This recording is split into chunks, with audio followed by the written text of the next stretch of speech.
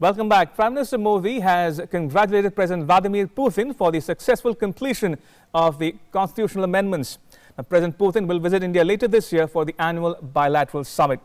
Russians have made it possible for President Putin to stay in power till 2036 by approving a constitutional change that allows him to run for 2 more 6-year terms after the current one ends in 2024. That means 67-year-old Putin could rule until the age of 83. Here's a detailed report.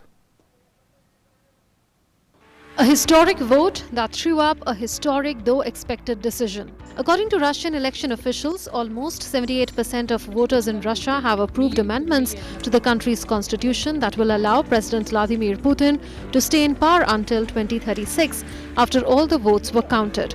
In the week-long balloting that concluded on Wednesday, 77.9% voted for the changes and 21.3% voted against. The turnout exceeded 64% according to officials. The reported numbers reflect the highest level of voter support for Putin in 10 years. In the 2018 presidential election, 76.7% of voters supported his candidacy, while in the 2012 election only 63.6% did. However, Russians differed in their views on the constitutional vote, some praising the leader and some doubting the results of the vote. I think it is all fake. No one voted. Well, half of the people are against it, others are not.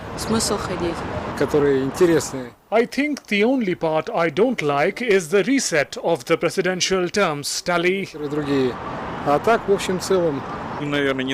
My attitude to the vote is very positive. I voted for the amendments to the constitution of the Russian Federation.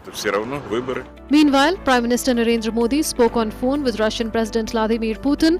This was their first interaction after the historic constitutional vote. The conversation was essentially for Prime Minister congratulated President Putin on the successful celebrations marking the 75th anniversary of the victory in the Second World War.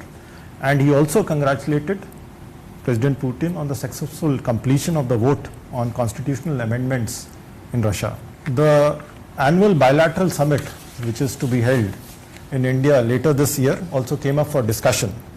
And Prime Minister conveyed his keenness to welcome President Putin in India for the bilateral summit. On his part, President Putin reiterated his commitment to further strengthen the special and privileged strategic partnership between the two countries in all spheres. The leaders also discussed the measures undertaken by the two countries to address the negative consequences of the COVID-19 global pandemic and agreed on the importance of closer India-Russia ties for jointly addressing the challenges of the post-COVID world. Prime Minister also congratulated President Putin on the success of celebrations marking the 75th anniversary of the victory in the Second World War. Remember, Raksha Mantri attended the Grand Parade last month. An Indian contingent was part of the military parade held in Moscow on 24th June 2020 as a symbol of friendship between India and Russia. However, some Kremlin critics say the numbers alone show they are false. Putin's approval rating was at 59% in May, according to the Levada Center, Russia's top independent pollster. That was the lowest in 2 decades. For the first time in Russia, polls were kept open for an entire week to bolster turnout and avoid election day crowds amid the coronavirus pandemic, a provision that Kremlin critics denounced as an extra tool to manipulate the outcome as ballot boxes remained unattended for days at night. News Night Desk, DD India. Now, voting for the referendum was held over 7 days. The turnout was 65%. Our Moscow correspondent Lucy Taylor has more. Kremlin says this result is testament to public trust in President Vladimir Putin. But the campaign over the last few weeks has focused on almost anything else other than extending his time in office. This change to the constitution was bundled up with hundreds of other amendments into a single package, which was offered to voters with one yes or no question to approve them all.